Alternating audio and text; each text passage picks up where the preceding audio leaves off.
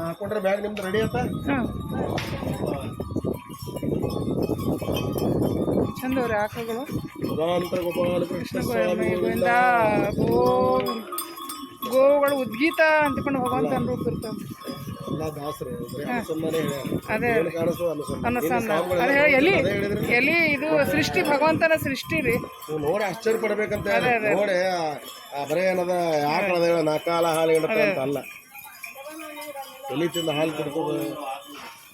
ಗೋವುಗಳು ಉದ್ಗೀತ ಅಂತಿಕೊಂಡು ಭಗವಂತನ ಪಂಚ ಸಾಮ ರೂಪಗಳು ಬರ್ತಾವಲ್ರಿ.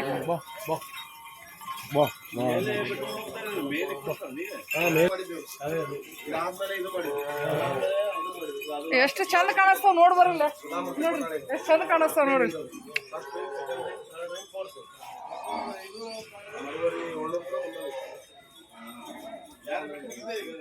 ಅಲ್ಲೇ ಇಲ್ಲೇ ಬಿಟ್ಟೋಗಿದ್ದು ಆಗಿತ್ತು.